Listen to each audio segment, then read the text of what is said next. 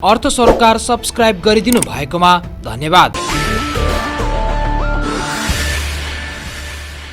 Business television र अर्थसरोकार.com मार्फत हामीलाई हेरिरहनु भएका दर्शक र देशका विभिन्न रेडियो स्टेसनहरू मार्फत हामीलाई सुनिरहनु भएका आदरणीय श्रोता, यो विशेष कार्यक्रममा तपाईँलाई स्वागत छ। म सुरज प्याकुरेल। दर्शकहरू, कार्यक्रम stock chart with Sandeep Kumar चौधरीमा हामी नेपाली शेयर बजारको पछिल्लो अवस्थालाई प्राविधिक रूपमा विश्लेषण गर्छौँ भने नेपालको समग्र अर्थतन्त्र र विश्व अर्थतन्त्र र त्यसले नेपाली शेयर बजारमा पार्ने प्रभावका बारेमा पनि खास चर्चा परिचर्चा र बहस गर्छौँ। आजको अङ्कमा पनि हामीले विशेष गरी नेपाली पुँजी बजारको पछिल्लो अवस्थालाई प्राविधिक रूपमा विश्लेषण गर्दैछौँ भने नेपाल राष्ट्र ब्याङ्कले सार्वजनिक गरेको पछिल्लो नेपालको आर्थिक अवस्था र यससँग सम्बन्धित विश्व बजारको अर्थतन्त्र कता गइरहेको छ भन्ने विषयमा पनि सन्दीप कुमार चौधरीसँग खास बहस गर्ने प्रयास गरेका छौँ। आउनुहोस् उहाँलाई कार्यक्रममा स्वागत गरौँ। सन्दीप सर, स्वागत छ कार्यक्रममा। नमस्ते। सुरुमै म यो नेपाल राष्ट्र ब्याङ्कले भर्खरै मात्र सार्वजनिक गरेको जुन यो आर्थिक अवस्थाको बारेमा केही सूचाङ्कहरू छन्, अहिले यो राष्ट्र ब्याङ्कले सार्वजनिक गरेको यो अवस्थालाई चाहिँ कसरी विश्लेषण गर्न सकिन्छ? जस्तै कि आजै हो, भर्खरै आज पब्लिस गरेको हो। राष्ट्र ब्याङ्कले के गर्यो भन्दाखेरि अहिलेको चाहिँ 7 मन्थको डाटा पब्लिस गरेको छ, अहिले भर्खरै पब्लिस गरेको होइन। जस्तै यसमा current micro economic and financial situation of Nepal र वर्ल्ड, विश्वको पनि म एकचोटि भनिदिन्छु अनि नेपालको पनि अहिलेको स्टेटस के छ त्यो अनुसारको चाहिँ हामी के गर्छौँ भन्दाखेरि एनालाइसिस गर्छौँ। जस्तै कि यहीँ हेर्ने भने फर्स्टमा तपाईँले के गर्छ भन्दाखेरि हाम्रो एसियाबाटै आउँ, हामी श्रीलङ्का, पहिलेदेखि तपाईँले भन्नुहुन्छ श्रीलङ्का होइन। जस्तै श्रीलङ्काको इकोनोमिक कन्डिसन अहिले कस्तो छ भने जिडिपी कति छ भन्दाखेरि -1.5 भनेपछि ग्रोथ छैन, नेगेटिभ ग्रोथ भयो जिडिपी। त्यसै गरी करेन्ट एकाउन्ट टु जिडिपी भन्छ, त्यो भनेको चाहिँ पनि कति छ भन्दाखेरि -1.30 छ, डेफिसिट नै छ। उसको इन्फ्लेसन भनेको चाहिँ एकदमै जुन गुड्सको प्राइसहरू हुन्छ त्यो बढेर कति गएको छ भन्दाखेरि 15.10 गएको छ भने चाहिँ एकदमै वर्स छ। अनि उसको इन्टरब्याङ्क इन्ट्रेस्ट रेट भने कति छ भने 6.50 छ, यो चाहिँ एकदमै मेन्टेन गरेको छ, ठिक छ। त्यसै गरी डेप टु जिडिपी हेर्ने भने जिडिपी र डेपसँग कम्पेयर हुन्छ। डेप टु जिडिपी हेर्ने भने जिडिपी भन्दा बढी नै के गरिसकेको छ भन्दाखेरि श्रीलङ्काले लोन लिइसकेको छ अनि चाहिँ 101%को के त भन्दाखेरि डेप टु जिडिपी छ। र उसको क्रेडिट रेटिङ, जस्तै गभर्मेन्टको क्रेडिट रेटिङ हुन्छ, त्यो रेटिङ कति छ भन्दाखेरि सी ग्रेड भइसकेको छ अनि त्यसपछि 18 को रेटिङ आइसकेको छ। अब यो किन यस्तो भयो त भनेर तपाईँले हेर्ने भने यसको रिजन भनेको चाहिँ सबैभन्दा सुरुमा के भयो त भन्दाखेरि करेन्ट एकाउन्ट र ब्यालेन्स अफ पेमेन्ट के भयो, एकदमै डेफिसिट भयो। करेन्ट एकाउन्ट र ब्यालेन्स अफ पेमेन्ट किन डिफिसिट भयो भन्दाखेरि टुरिज्म एराइभल जुन कन्ट्री चाहिँ के गर्यो भन्दाखेरि अहिले कोभिडले गर्दाखेरि टुरिस्टहरू आइदिएन है। त्यसपछि के गर्यो भन्दाखेरि उहाँ पनि रेमिटेन्स के त भन्दाखेरि रेमिटेन्स बेस हो, त्यो पनि के त भन्दाखेरि डिक्लाइन गर्यो। त्यसले गर्दाखेरि केमा हिट गर्यो भन्दाखेरि करेन्ट एकाउन्ट अरू ब्यालेन्स अफ पेमेन्टमा के गर्यो, श्रीलङ्काको इकोनोमीमा हिट गर्यो। त्यसै गरी त्यसपछि के भयो त भन्दाखेरि करेन्ट एकाउन्ट डिफिसिट हुने बित्तिकै त्यसको सेकेन्ड स्टेप कहाँ जान्छ भने उसले जसरी पनि गुड्स इम्पोर्ट गर्नै पर्यो। गुड्स इम्पोर्ट गर्दाखेरि चाहिँ के गर्यो भन्दाखेरि डेप्थ लियो अनि चाहिँ लोन लियो बाहिरबाट चाहिँ, त्यो चाहिँ फरेन करेन्सी लोन लिएको। उसले फरेन करेन्सी लोन धेरै लियो होइन। धेरै लिइसकेपछि के भयो त भने जस्तै कि धेरै लोन लिनु भनेको चाहिँ उसले तिर्न सकेन, लोन त लियो, सरकारले के गर्न सकेन भन्दाखेरि रिपे गर्न सकेन। हो रिपे गर्न नसक्दाखेरि के भयो त भन्दाखेरि उसको डाउनग्रेडेड भनेको अहिले जुन रेटिङ हुन्छ नि, त्यो रेटिङमा के त भन्दाखेरि इम्प्याक्ट पर्छ। यो चाहिँ कन्ट्रीको रेटिङ हुन्छ, त्यो कन्ट्रीको रेटिङ कति छ अहिले भन्दाखेरि 18 छ। पहिले हिजो अस्ति राम्रो थियो, तर यो लोन लिइसकेपछि लोन तिर्न सकेपछि के त भन्दाखेरि यहाँ उसको रेटिङ कति आयो भन्दाखेरि 18 आयो। भनेको श्रीलङ्काको इकोनोमी भयो। र अर्को भनेको चाहिँ ब्याड रिलेसन कोसँग भयो त भन्दाखेरि युएससँग भयो। एमसिसी फेल गर्दाखेरि उसको रिलेसन के भयो त भन्दाखेरि ब्याड रिलेसन युएससँग गर्दाखेरि चाहिँ यो इम्प्याक्ट के देख्यो भन्दाखेरि श्रीलङ्कामा अहिले देखिरहेछ अहिलेको कन्डिसन भयो। अब श्रीलङ्काको इम्प्याक्ट पार्यो भने यसको स्टकमा के इम्प्याक्ट पार्यो भन्ने भने यहीँ म चार्ट देखाइरहेको छु। यो चार्ट हेर्ने भने त्यति धेरै डिक्लाइन भएको छैन, इकोनोमी एकदमै वर्स छ। स्टकमा भनेको त्यति धेरै इम्प्याक्ट पारेको छैन। के लेभलमा डिक्लाइन भएको छ, जुन लेभलमा डिक्लाइन चाहिँ हाम्रो नहुँदाखेरि पनि के गरेछ भन्दाखेरि यो लेभलमा डिक्लाइन छ अहिले। हामी चाहिँ श्रीलङ्काको स्टक मार्केटको चार्ट हेर्ने भने लगभग फाइन के त भन्दाखेरि पोजिसन एकदमै राम्रो छ। अनि चाहिँ इकोनोमिक वर्स, तर स्टक मार्केट के त भन्दाखेरि एकदमै राम्रै छ, नराम्रो छैन। हुन त डिक्लाइन भइरहेछ, तलमाथि हुने मार्केट हो, तर जुन लेभलमा घट्नुपर्ने त्यो लेभलमा के त भन्दाखेरि डिक्लाइन भएन श्रीलङ्काको मार्केटमा। त्यसै गरी सेम यतातिर हेर्ने भने टर्कीको पनि कन्डिसन एकदमै के त भन्दाखेरि नराम्रो छ। 2018 देखि नै 18, 19, 20 देखि नै टर्कीको इकोनोमिक कन्डिसन के गर्यो भन्दाखेरि वर्स भइरहेछ। जस्तै यसको हेर्ने भने जिडिपी 9.10 ग्रोथ नै छ, एकदमै राम्रो ग्रोथ गरिरहेछ। यो वर्षको चाहिँ ग्रोथ अस्तिको चाहिँ डिक्लाइन थियो। अब यसको प्रब्लम कहाँ भन्दाखेरि करेन्ट एकाउन्ट टु जिडिपी यहाँ पनि के गर्यो भन्दाखेरि ब्यालेन्स अफ पेमेन्ट र करेन्ट एकाउन्टमा डेफिसिट नै छ भनेपछि उनीहरूको पनि फरेन करेन्सी रिजर्भ अथवा फरेन करेन्सी के त भन्दाखेरि डेफिसिट नै छ -5.1। इन्फ्लेसन हेर्ने भने 54.44%, एकदमै धेरै। श्रीलङ्काको कति थियो भन्दाखेरि 15% मात्रै थियो।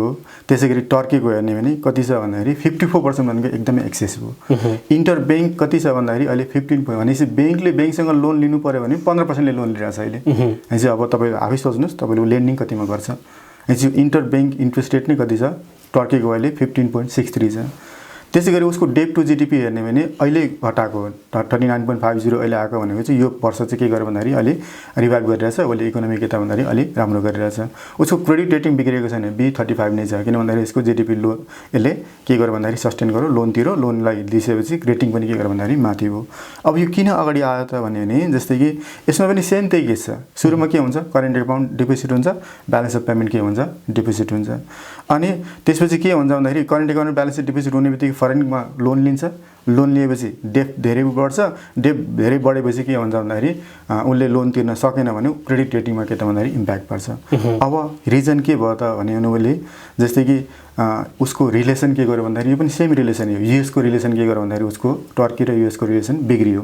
किन बिग्रियो भने उसले जसरी नाटो देशमा नाटो हो उसले के भन्दा म एलायन्स चेन्ज गर्छु भन्थ्यो त्यतिखेर उसले। टर्कीले चाहिँ मेन अहिले जसरी युक्रेनले चाहिँ त्यही नाटो गर्दाखेरि युद्ध भयो त्यतिखेर टर्कीले के गर्थ्यो भन्दाखेरि म रसिया एलायन्सतिर जान्छु भनेर उसले के गर्थ्यो भन्दाखेरि भनिरहेको थियो। त्यो रसिया एलायन्सतिर जान्छु भन्दाखेरि चाहिँ उसले के गर्यो भन्दाखेरि रिलेसन कोसँग ब्याड भयो भन्दाखेरि युएससँग एकदमै ब्याड भयो। र ब्याड हुँदाखेरि के गर्यो भन्दाखेरि उसको सर्टेन कन्फ्लिक्ट भयो। भोलि गएर उसले जुन एक्सपोर्ट गर्थ्यो युएसले चाहिँ के गर्यो भन्दाखेरि त्यसको ट्याक्सहरू के गर्यो भन्दाखेरि धेरै ट्याक्सहरू लगाइदिए। त्यसले गर्दाखेरि यसमा करेन्ट एकाउन्ट र ब्यालेन्स अफ पेमेन्टमा के गर्यो भन्दाखेरि एकदमै हिट भयो। अब टर्कीको कन्डिसन हेर्ने भने अब स्टक के भयो त उसको इकोनोमी त एकदमै डाउन छ। चाहिँ स्टकको चार्ट मैले देखाएर चाहिँ 2009 देखि 2023 हो एकदमै के त भन्दाखेरि इन्क्रिज नै गरिरहेछ, डिक्लाइन छैन। त्यही लेभलमा डिक्लाइन भएको छ आफ्नो कुरा हो, तर के त भन्दाखेरि एकदमै इन्क्रिज भइरहेछ। भनेपछि मैले यहाँ किन स्टकमा जोडिरहेछ भन्दाखेरि हाम्रो पनि इकोनोमी के हुँदैछ भन्दाखेरि एउटा लेभलमा चाहिँ अहिले नेगेटिभै छ, सबै हेर्नु भने नेगेटिभै छ। भनेपछि कहीँको पनि इकोनोमी नेगेटिभ हुँदाखेरि स्टक मार्केट के हुन्छ भन्दाखेरि त्यति धेरै इम्प्याक्ट पारेको देखिएको छैन होइन। भनेपछि श्रीलङ्का पनि त्यही देखियो, टर्की पनि के देखियो भन्दाखेरि त्यही देखियो। अब त्यसै गरी हामी केमा आउँछ भन्दाखेरि हामी नेपालको कन्डिसनमा आउँछौँ। अहिले भर्खरै अहिले पब्लिस गरेको मैले सल्लाह यहाँनिर रोकिहालेँ। जस्तो हामीले विभिन्न देशहरूको उदाहरण दिउँ नि, नेपालको आर्थिक स्थिति कमजोर छ भन्दैमा त्यसले स्टकलाई एकदम ह्याम्परै गर्छ भन्ने चाहिँ होइन। ह्याम्परै गर्छ भने चाहिँ देखियो नि त। जस्तै कि टर्कीको इम्प्याक्ट इन्फ्लेसन यति धेरै, इन्ट्रेस्ट रेट यति धेरै, अहिले हाम्रो इन्ट्रेस्ट रेट पनि कति त्यति धेरै त छैन नि त। त्यति धेरै के त भन्दाखेरि वरि गर्ने कन्डिसन छैन। जुन कन्डिसन के त भन्दाखेरि बाहिरकोले चाहिँ फेस गरिरहेकै छ। तर स्टकमा इम्प्याक्ट के देखिँदैन भन्दाखेरि त्यति धेरै चाहिँ इम्प्याक्ट देखिँदैन। किन भन्दाखेरि देखियो श्रीलङ्का पनि त्यही देखेछ, टर्कीको पनि के देखेछ, अरूहरू पनि देखाउँला। जस्तै कि अब नेपालको कन्डिसन अहिले नै भर्खर पब्लिस गरेको कुरा हो होइन। अहिले नै भर्खर पब्लिस गरेको भने अस्तिको हामीले यही डिस्कस गरौँ।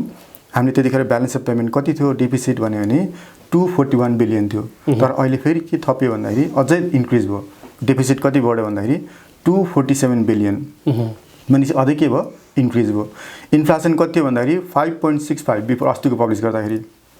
अहिले आजको पब्लिस गर्दाखेरि चाहिँ 5.97। भनेपछि त्यो पनि के त भन्दाखेरि चाहिँ इन्क्रिजै, इन्फ्लेसन पनि के त भन्दाखेरि इन्क्रिजै छ। इन्टर ब्याङ्क कति छ भन्दाखेरि 7.19 आइसकेको छ अहिले हाम्रो इन्टर ब्याङ्क। अब डेट टु जिडिपी हेर्ने भने 37%मा छ होइन, त्यो पनि नराम्रो छैन, ठिक छ। रेटिङ हेर्ने भने हाम्रो कन्ट्रीको रेटिङ कति दिएको छ भन्दाखेरि 15 दिएको छ आउट अफ 100। रेटिङ चाहिँ हाम्रो के छ भन्दाखेरि नेगेटिभ छ, राम्रो छैन। कन्ट्रीको रेटिङ ओभरअल रेटिङ दियो हेर्दा भने कन्ट्रीको नेगेटिभ छ। अब तपाईँले म के आयो त भन्दाखेरि आजको पब्लिस गरेको म डाटा तपाईँलाई देखाइन्छु। यो डाटामा हामी जाउँ। यो डाटा भनेको चाहिँ अहिले भर्खरै रिसेन्टली पब्लिस गरेको डाटा। यहाँ मैले के लिएको छ भन्दाखेरि यहाँ पहेँलो भनेको चाहिँ हिजो अस्ति हामीले जुन गऱ्यौँ त्यो पहेँलो हो। योभन्दा यता चाहिँ के त भन्दाखेरि अहिलेको। यसमै हेर्ने भने तपाईँले सुरुदेखि नै आउँछ मेजर पार्ट हामी हेर्छौँ होइन। मेजर हामी के गर्छौँ भन्दाखेरि पार्ट हामी हेर्छौँ। जस्तै कि यहीँ हेर्ने भने सपोज यहीँ हेर्ने भने हामी सबैको हेर्ने भने जस्तै कि सबैभन्दा सुरुमा हामीले हेर्ने भनेको चाहिँ के अरे जिडिपी पब्लिस गरेको छैन यहाँ होइन, हुनु नै छ। त्यसै गरी तल आउँछौँ हामी केमा आउँछौँ भने जस्तै कि तलको पार्ट आउने भने इन्फ्लेसनको पार्ट छ। इन्फ्लेसनमा हामीले अस्तिको यहीँ पनि मैले भने 5.65 हिजो अस्ति पब्लिस गरेको छ। अहिले कति गर्यो भन्दाखेरि 5.97 पब्लिस गर्यो। यो भनेको इन्फ्लेसन भयो, इन्क्रिज नै भयो, नराम्रो भयो। फुडको रेट हेर्ने भने 4.92 थियो, 6 आयो, त्यो पनि के त भन्दाखेरि नेगेटिभै भयो। 6.32 थियो अनि 5.9 भनेको केही लेभलमा अलिकति इन्क्रिज हो भनेपछि एउटा लेभलमा इन्फ्लेसन के देखेछ भन्दाखेरि सबै पार्टबाट चाहिँ इन्क्रिज नै देखेको छ। अब त्यसै गरी हेर्ने भने एक्सपोर्ट ग्रोथ 95 थियो, अहिले 88 आयो भनेपछि ग्रोथ अलिकति कम भयो। त्यसै गरी इम्पोर्ट ग्रोथ हेर्ने भने 51 थियो, 42 भनेपछि त्योभन्दा अलिकति के त भन्दाखेरि इम्पोर्ट ग्रोथ कमलै भयो।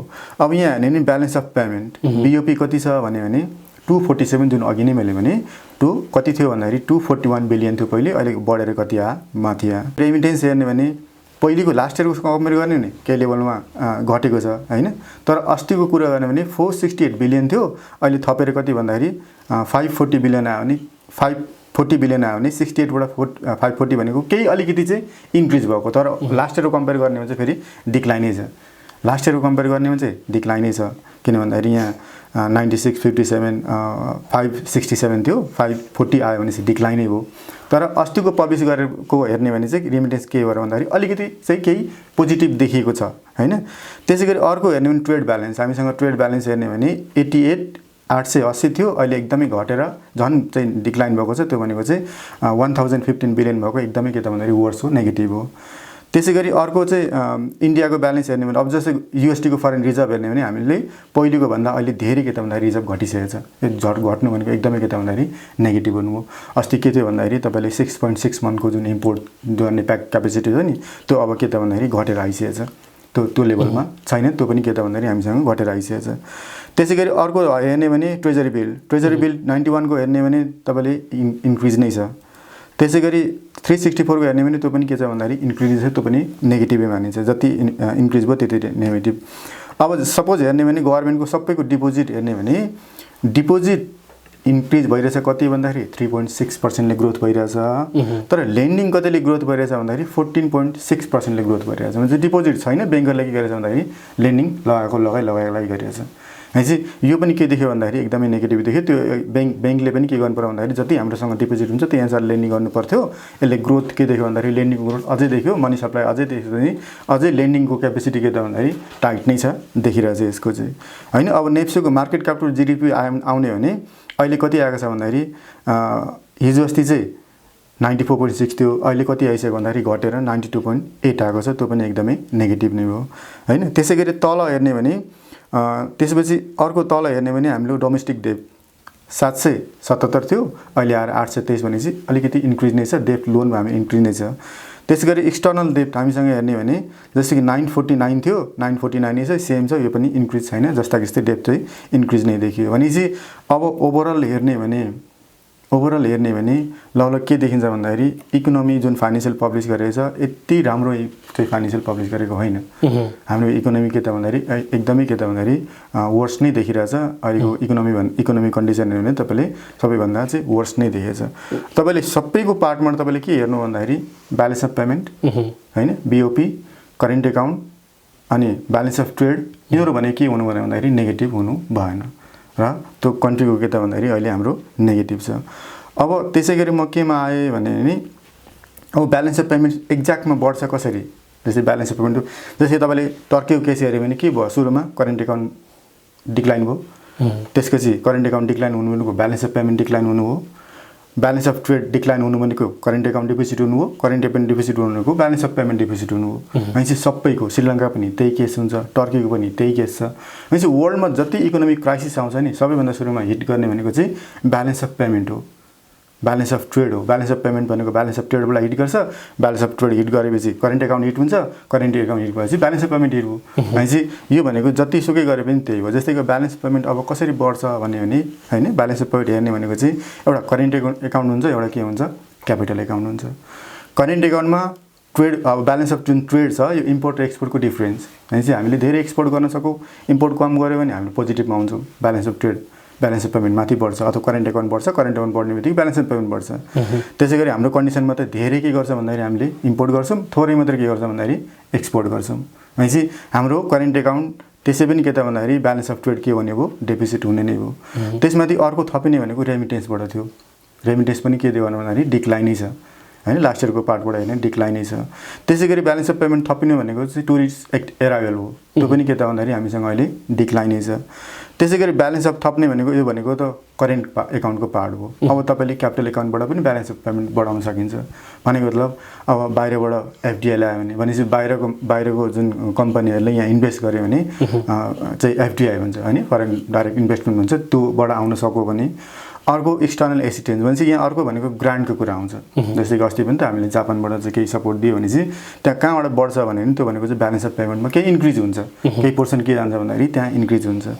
जस्तै कि कमर्सियल बोरिङ, अब ब्याङ्कहरूले पनि के गर्छ भन्दाखेरि बाहिरबाट लोन ल्याउन सक्छ। खोलेको थियो नि त अस्ति ब्याङ्कले कति एनएमएल ल्यायो, अरूले ब्याङ्कले ल्यायो। त्यसै गरी यदि ब्याङ्कले बाहिरबाट बोरिङ गरिदियो भने के हुन्छ भन्दाखेरि ब्यालेन्स अफ पेमेन्ट के गर्छ, बढ्छ। त्यसै गरी अथवा आइएमएफले लोन लियो हैन, लोन लिदियो भने पनि के गर्छ भन्दाखेरि यदि एडिबीबाट आइएमएफबाट हामीले लोन थप्यो भने के हुन्छ भन्दाखेरि ब्यालेन्स पेमेन्ट थपिन्छ।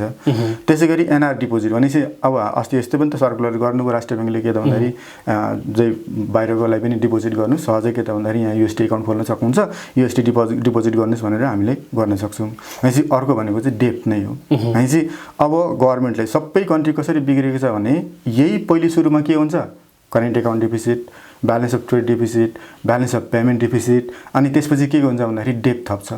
डेप्ट पनि के थप्छ भन्दाखेरि फरेन रिजर्भ, किन अब गुड्स त इम्पोर्ट गर्नु पर्यो।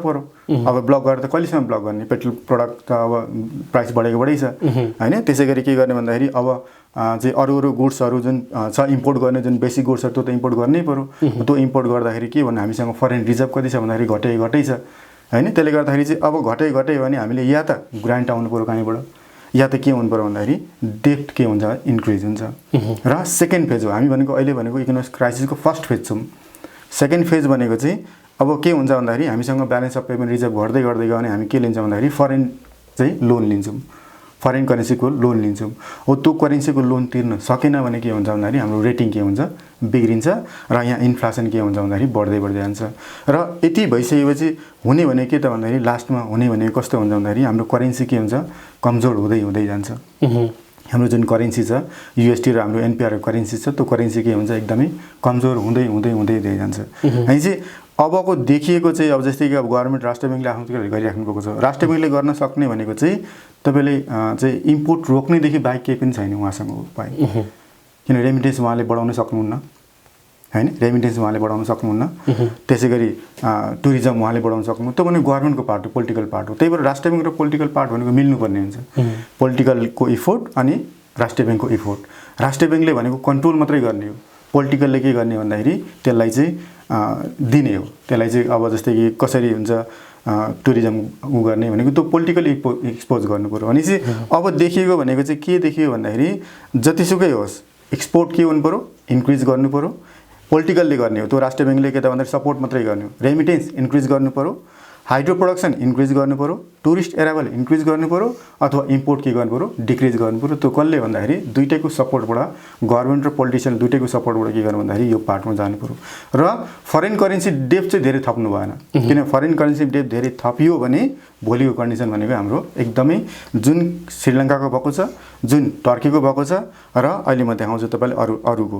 जस्तै कि यही ठाउँमा हेर्ने भने जस्तै कि हाम्रो पनि स्टक मार्केट हेर्ने भने 2010 देखि लिएर अहिले 22 भनेको चाहिँ हाम्रो पनि इन्क्रिज नै भइरहेछ। र वर्ल्डको हेर्ने भने तपाईँलाई भन्दैछु सबैभन्दा वर्स्ट चाहिँ इन्फ्लेसन भएको कन्ट्री भनेको चाहिँ भेनेजुला, 472% के त भन्दाखेरि इन्फ्लेसन छ। त्यसै गरी सुडानको, लेबनानको तपाईँले सोच्नु होला कति इन्क्रिज होला उसको। भेनेजुलामा तपाईँले हेर्ने भने उसको ब्याङ्कको इन्टरब्याङ्क इन्ट्रेस्ट रेट कति छ भन्दाखेरि 58% छ। इन्टरब्याङ्क इन्ट्रेस्ट रेट कति छ भन्दाखेरि 58% छ। सुडानको इन्टरब्याङ्क कति छ भन्दाखेरि 21% छ। त्यसै गरी लेबनानको इन्फ्लेसन छ तर इन्ट्रेस्ट रेट के गरेछ भन्दाखेरि मेन्टेन गरेको छ। कति कन्ट्रीले के गर्छ भन्दाखेरि इन्ट्रेस्ट रेट मेन्टेन गर्छन्, कति कन्ट्रीले के गर्छ भन्दा इन्ट्रेस्ट रेट मेन्टेन गर्न सक्दैन। त्यसै गरी जिम्बाब्वेको हेर्ने भने 60% के छ भन्दाखेरि इन्ट्रेस्ट रेट छ र 66% के छ इन्फ्लेसन छ। त्यसै गरी टर्कीको त्यही कन्डिसन छ, 14% को इन्ट्रेस्ट छ अनि 54% के त भन्दाखेरि इन्फ्लेसन छ। अर्जेन्टिना त्यही केस छ, इरान त्यही छ, इथियोपिया त्यही छ, एङ्गोला त्यही छ, हाइटी त्यही छ, क्युबा छ हैन, माल्डोभा छ। यसरी के त भन्दाखेरि यो भनेको चाहिँ सबैभन्दा वर्स्ट अहिले इकोनोमी भएको कन्ट्री हो भनेको चाहिँ वर्ल्डमा भनेको यिनीहरू कन्ट्रीहरू हो। अनि इन्फ्लेसन बढो, इन्ट्रेस्ट रेट पनि बढो, अनि चाहिँ एकदमै के त भन्दाखेरि वर्स्ट देखियो। यो रिजन भनेको सबै कन्ट्रीको हेर्ने भने तपाईँले सुरुमा ब्यालेन्स अफ पेमेन्ट बढ्छ होइन सुरुमा के बढ्छ ब्यालेन्स अफ पेमेन्ट बढ्छ त्यसपछि के हो त भन्दाखेरि त्यही अनुसारको चाहिँ इम्प्याक्ट देखिन्छ यो भनेको चाहिँ वर्ल्डको इम्प्याक्ट अब सबैभन्दा राम्रो देखेको कन्ट्री भनेको चाहिँ युएसए चाइना होइन Japan Germany UK France India Italy Canada यिनीहरू भनेको चाहिँ इकोनोमी सबैभन्दा राम्रो भएको कन्ट्री वर्ल्डको अहिले मानिन्छ जस्तो अहिले हामीले सरसर्ती अब यो कुरालाई समराइज गर्दाखेरि चाहिँ इकोनोमिक स्ट्याटस चाहिँ एकदमै कमजोर भयो तर त्यो कमजोर भयो भन्दैमा फेरि पनि त्यसले मार्केटलाई चाहिँ भनौँ न सिधा हिट गर्छ र मार्केट घट्छ भन्ने एक खालको जुन विश्लेषण बाहिर बजारमा भइरहेको छ त्यस्तो चाहिँ होइन त्यस्तो छैन जस्तै कि मैले अघि नै भने टर्कीको केसेस भनेको तपाईँले इकोनोमिक कन्डिसन एकदमै वर्स तर के त भन्दाखेरि स्टक मार्केट चाहिँ त्यति डिक्लाइन त हुन्छ अभियसली किन भन्दा डिक्लाइन नहुने कुरै छैन तर जुन सोचिराख्नुपर्छ नि उहाँहरूले त्योसम्म चाहिँ हुँदैन जस्तो पछिल्लो समय हामी सेयर बजारतर्फै फर्क्यौँ होइन बजार चाहिँ एक खालको एकदम घटिरहेको थियो तर लास्ट आवरमा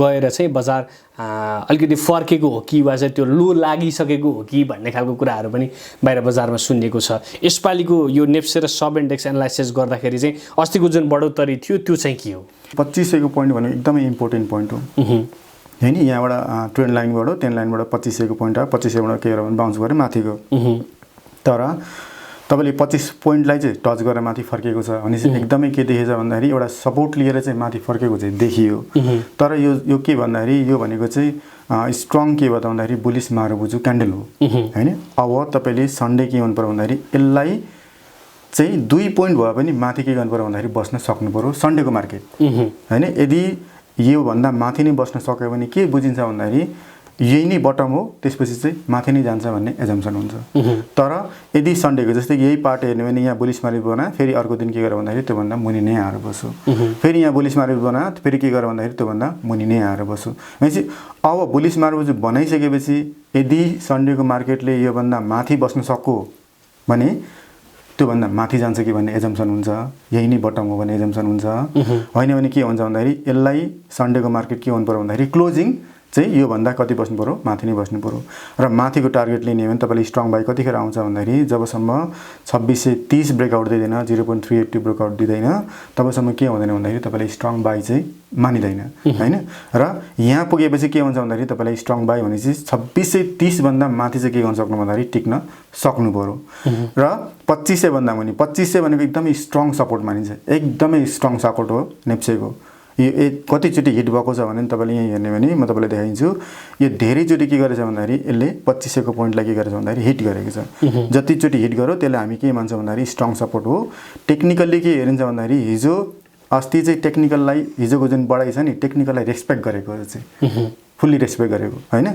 जस्तै कि हेर्ने भने यो कतिचोटि टच गर्यो भन्दाखेरि यहीँ हेर्ने भने तपाईँले 14 फेब्रुअरीमा त्यही 2500 को पनि टच गरेको छ त्यही के अरे 7 मार्चमा 2500 को टच गरेको छ त्यही के गर्यो भन्दाखेरि 26 अप्रिल 2021 मा टच गर्यो त्यसै गरी फेरि कति गर्यो भन्दाखेरि 19 अक्टोबर 2000 मा फेरि टच गर्यो यहाँ 2 अनि फेरि 3 भनेपछि यो भनेको पाँचौं छैटौँचोटि हो यो चाहिँ के गर्यो भन्दाखेरि 2500 को बिन्दुमा टच गरेको मान्छे जतिचोटि टच गर्यो भने भन्दा स्ट्रङ हो यदि 2500 भन्दा मुनि क्लोजिङ दियो भने चाहिँ एकदमै नेगेटिभ मानिन्छ तर 2500 बाट यहाँबाट गऱ्यो भने यही बटम हो कि भन्ने मानिन्छ तर बटम यही हो भनेर कन्फर्मेसन लिन सकिँदैन अहिले जबसम्म के हुँदैन भन्दाखेरि यो चाहिँ यो क्यान्डल आइतबारको क्यान्डलले के गर्दैन भन्दाखेरि कन्फर्मेसन दिँदैन भने चाहिँ यो भने के त भन्दाखेरि नेप्सेको एनालाइसिस हो अर्को तपाईँले हेर्ने भने जस्तै कि अब यो भनेको नेप्सेको एनालाइसिस हो होइन अर्को तपाईँले हेर्ने भने जस्तै कि अब सबैले के भन्छ नि क्यापिटल एक्सपेन्डिचर नर्मली भनिरहन्छ हामीले हेर्ने भने क्यापिटल एक्सपेन्डिचर कति छ अहिले 19.75 19.75 हुनु भनेको चाहिँ राम्रै हो किन भन्दाखेरि हिजो अस्तिको हामीले हप्ता हेर्ने भने 18 समथिङमा थियो अहिले लगभग 2% बढ्नु भनेको चाहिँ नराम्रो होइन राम्रै हो बढाइरहेको छ अब यो बढाउँदाखेरि तपाईँले इम्प्याक्ट जानुपर्ने कहाँ हो भने सिडी रेसियोमा त जानुपर्ने हो किनभने सिडी रेसियो त घट्नुपर्ने हो तर सिडी रेसियो के भइरहेको छैन भन्दाखेरि तपाईँले घटिरहेको छैन अहिले पनि 19.28 छ अहिले पनि 19.38 चाहिँ के त भन्दाखेरि सिडी रेसियो त्यति नैको रेन्जमा बसिरहेछ expenses increase capital expenses increase भइरहेछ तर सिडी रेसियोमा के त भन्दाखेरि इम्प्याक्ट कुनै पनि पारेको छैन र अर्को हेर्ने भने इन्टरब्याङ्क रेट कति छ भन्दाखेरि यहाँ 6.99 छ अहिले होइन, लगभग 7% को छ। सर्ट टर्म इन्ट्रेस्ट रेट तपाईँले हेर्ने भने 28 डेजको लागि तपाईँले लोन लिनु ब्याङ्कले ब्याङ्कसँग लिनु पऱ्यो भने 7.19, 7.13, 7 अनि त्यसपछि 5.29 छ भनेपछि इन्टरब्याङ्क रेट पनि के गरेछ भन्दाखेरि इन्क्रिज नै छ है। इन्क्रिज इन्टरब्याङ्क रेट पनि के त भन्दाखेरि इन्क्रिज नै देखिरहेछ। यो भनेको एकदमै के त भन्दाखेरि उनै भयो। अब त्यसै गरी तपाईँले हेर्ने भने अब अर्को पार्टमा जाने हो भने त्यसै गरी अर्को भनेको चाहिँ ब्रोकर एनालाइसिसतिर जाने हो भने जस्तै कि ब्रोकर एनालाइसिसबाट जाने भने ब्रोकरले के गरिरहेछ हेर्ने भने जस्तै कि 58 ब्रोकरले बाइ नै गरेको छ, 45 ले सेल धेरै गरेको छ, 49 ले सेल धेरै गरेको छ, 44 ले सेल नै धेरै सेल धेरै गरेको छ, 34 ले भने चाहिँ बाइ सेल के छ भन्दाखेरि एउटा लेभलमा त्यही अनुसारको चाहिँ बाइ सेल गरिरहेको छ हैन। ठिकै छ, ब्रोकर एनालाइसिसबाट त्यस्तो छैन। जस्तो अहिले यो एउटा प्रश्न के पनि छ भने दर्शकहरूको यो विशेष गरी सुन र तेलको भाउ यो एकदम बढिरहेको छ यो युक्रेन र रुस बीचको युद्धका कारण हैन। अब यसले त सुन किन्दा पनि डलर बाहिरिने भयो, पेट्रोलमा त अब धेरै भयावह स्थिति भइसकेको छ, अझै पनि बढेर आउँदैछ भाउ भन्ने खालको कुराहरू आइसकेको छ। यसले चाहिँ बजारलाई कस्तो असर गर्छ? यस्तो हो जस्तै कि गोल्ड र उसको डलरको चाहिँ जहिले पनि के हुन्छ भन्दाखेरि अपोजिट रिलेसन हुन्छ। गोल्ड बढ्दाखेरि डलर के हुनु पर्यो, घट्नु पर्यो। यदि गोल्ड पनि बढिरहेछ डलर पनि बढिरहेछ भने तपाईँले के हुन्छ भन्दाखेरि इकोनोमिक क्राइसिस भन्छ। त्यो भनेको चाहिँ जसरी 2008 मा भयो त्यही 8 मा चाहिँ के हुन्छ भन्दाखेरि अहिलेको भइरहेछ। अब तपाईँले हेर्ने भने जस्तै कि अस्ति यो त ऊ भयो होइन, कमोडिटीकै पार्टमा म तपाईँले यहीँ देखाइदिएछु। जस्तै कि क्रुड ओइल के गर्यो भन्दाखेरि अस्ति 150 थियो, अहिले 17 भनेपछि डिक्लाइनै भइरहेछ। अहिले लेभलमा डिक्लाइनै आइरहेछ होइन। गोल्ड त्यसै गरी हेर्यो भने आजको केसेसमा हेर्ने भने गोल्ड पनि के गरेछ भन्दाखेरि एउटा लेभलमा डिक्लाइनै गरिरहेछ भनेपछि अब बिस्तारै के त भन्दाखेरि ओइलको अस्ति जुन बढो अब चाहिँ के हुन्छ भन्दाखेरि एउटा लेभलमा डिक्लाइनै हुनसक्छ भन्ने हुन्छ। र तपाईँले गोल्डको रिजर्भ हेर्ने भने वर्ल्डको रिजर्भ हेर्ने भने सबभन्दा धेरै रिजर्भ भनेको चाहिँ तपाईँले के अरे जर्मनी भयो होइन। त्यसै गरी रसियाले सबभन्दा धेरै के गर्यो भन्दाखेरि गोल्ड रिजर्भ गरेको छ है। त्यो गोल्ड रिजर्भ गर्ने थुप्रै रिजनहरू छन्। तिनीहरूले के त भन्दाखेरि भोलिको ट्रेड अब स्विफ्ट बन्द गरिसकेपछि अब उसको पैसा नचल्ने भयो, किन भन्दाखेरि USD डलर त रिजर्भ भए पनि उसले केही किन्नै पाएन। चाहिँ उसको आधार भने के त भन्दाखेरि भोलि गएर त्यो गोल्डबाट ट्रेड गर्न सकिन्छ कि भनेर उसले गोल्ड रसियाले के गर्यो भन्दाखेरि गोल्ड रिजर्भ गरेको हो।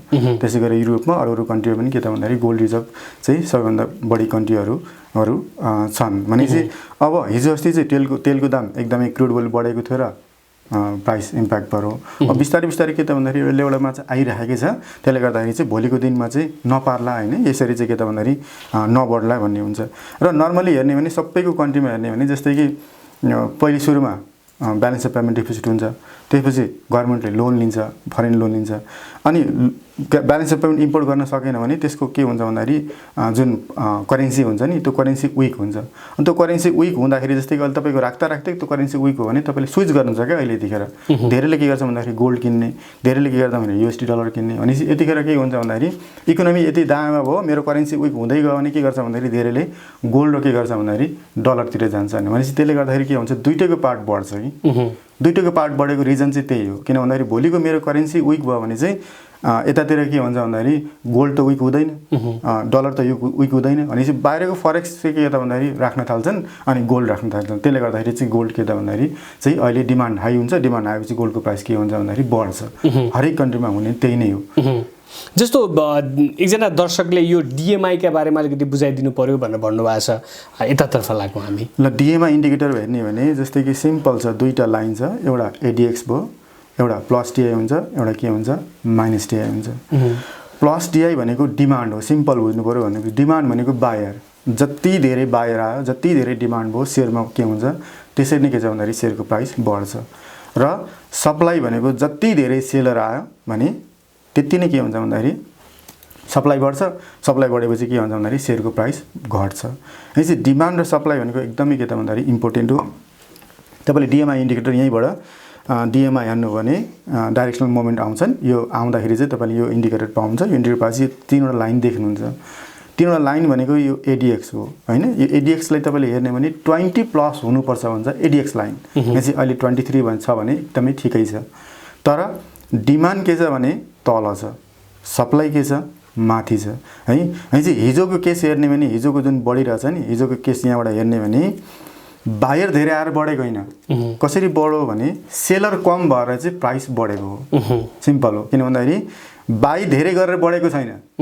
बाई तपाईँले 2000-3000 किताब मात्रै किन्नु भने के हुन्छ भन्दाखेरि सेलर छैन भने प्राइस त त्यसै पनि माथि जान्छ। अनि चाहिँ अस्तिको बिहिबारको केस हेर्ने भने बाई धेरै गरेर डिमान्ड धेरै आएर बढेको होइन, सप्लाई कम भएर बढेको यहाँ देखिन्छ। यो डिएमआई इन्डिकेटर हो। किन भन्दाखेरि यो एक दिनमा सप्लाई धेरै कम भयो अनि त्यसपछि डिमान्ड के त भन्दाखेरि बढेको छैन, डिमान्ड चाहिँ डिक्लाइनिङकै फेजमा छ। अनि चाहिँ यो डिमान्ड र सप्लाईले के देखिन्छ भन्दाखेरि तपाईँले यहाँ हेर्न सक्नुहुन्छ वास्तवमै डिमान्ड छ कि सप्लाई धेरै छ।